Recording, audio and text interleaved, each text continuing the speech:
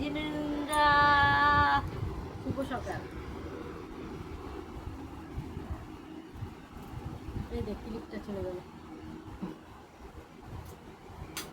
কোথায় বললো বাবা ক্লিপটা?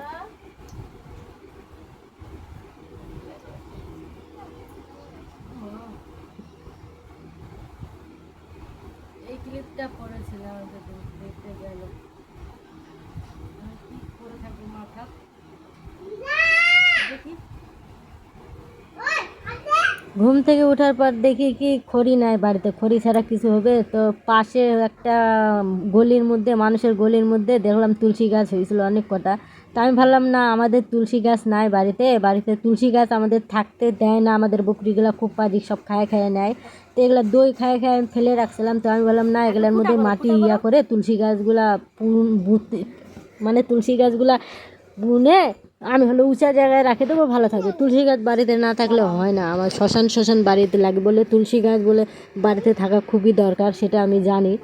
আমি যেহেতু হিন্দুর সন্তান আমি জানবো তুলসী গাছ থাকার খুবই দরকার। পাড়ার মানুষও গালাগালি করতো, তো আমি বললাম না, যে যাই বলুক, এবার আজকে রবিবার ভালোই দিন, কেউ কিছু বলবেও না। তুলসী গাছ দুটা নিয়ে আসলাম, নিয়ে আসে এই যে মাঠের হাড়ির মধ্যে এরকম করে রাখেছি।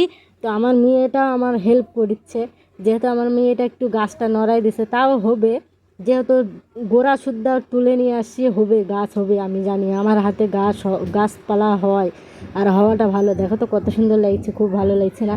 যেহেতু আমার বেটিও আমার দিকে সব কিছু করছে। লাভ ইউ গাইস, দেখো তো কত সুন্দর লাগছে দেখতে।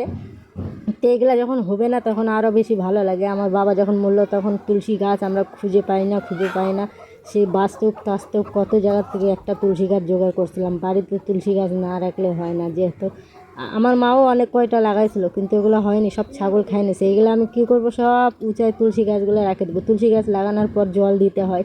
আমার দেখা দেখি আমার মেয়েটাও জল দিচ্ছে, দেখো আমার দেখা দেখি, বলে না মাকে দেখে সন্তানরা শিখে। তো তুলসী গাছ লাগানো শেষ, ওই দেখো আমি উপরে রেখে দিছি। তো এখন খড়ি আসছে, এখন কী রান্নাবাড়ি করবো, এখন চলো।